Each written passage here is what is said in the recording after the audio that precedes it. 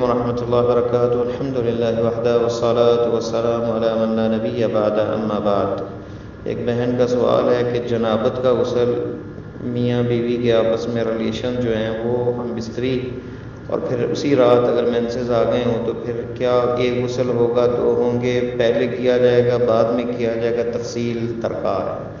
تو جواب یہ ہے کہ غسل جنابت کر سکتی ہیں وہ، لیکن اس سے فائدہ یہ ہوگا کہ قرآن پڑھا جا سکتا ہے، کیونکہ جنبی بندہ جو ہے جیسا کہ حدیث میں آتا ہے کہ قرآن نہیں وہ پڑھ سکتا، جنابت کے اندر جو ہے قرآن پڑھنا منع ہے۔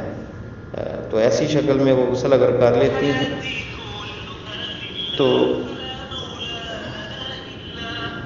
تو جنابت کے اندر جو ہے وہ قرآن پڑھ سکتی ہیں، چھو نہیں سکتی قرآن کو دستانے پہن کے یا اپنے موبائل اپلیکیشن میں، یہ فائدہ ہوگا۔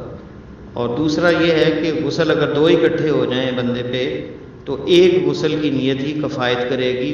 اگر دونوں سے غسل ہی واجب ہے، مثلا جنابت اور حیض کا، مینسز کا، تو ایسی شکل کے اندر ایک ہی غسل کفایت کرے گا۔ لیکن یہ ہے کہ جنبی حالت کے اندر جو ہے خیار ہے ان کو کہ اگر وہ مؤخر کریں تو دونوں کا ایک ہی غسل کر لیں، لیکن یہ ہے کہ ایسی شکل میں پھر قرآن نہیں پڑھ سکتی۔ تو جنابت کا غسل پہلے کیا جائے گا تو جنابت ختم ہو جائے گی، پھر صرف حیض کا غسل رہ جائے گا۔ جنابت کے اندر یہ ہوتا ہے کہ 3 بک جو ہے پانی کے وہ سر میں ڈال کر پھر پورے جسم پہ پانی بہانا ہے، اور اس طرح جنابت کا غسل جو ہے وہ ختم ہو جائے گا۔ باقی یہ وضو کرنا کلی اور یہ ساری چیزیں جو ہے دائیں اور بائیں پانی ڈالنا، یہ مسنون چیزیں ہیں۔ واجب یہ ہے کہ پورے اعضاء کو پانی جو ہے جسم میں پورے جسم پہ لگ جائے، تو دھل جائے پورا جسم، تو یہ غسل جنابت ادا ہو جاتا ہے۔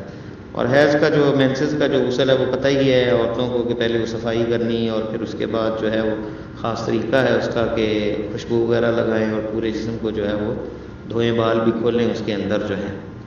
تو دونوں کے لیے ایک ہی غسل ہوگا اگر آخر میں کریں گی، لیکن اگر پہلے کر لیں گی تو جنابت ختم ہو جائے گی، صرف حیض کا رہ جائے گا۔ ایسی شکل میں وہ قرآن وغیرہ پڑھ سکتی ہیں۔ واللہ تعالی اعلم۔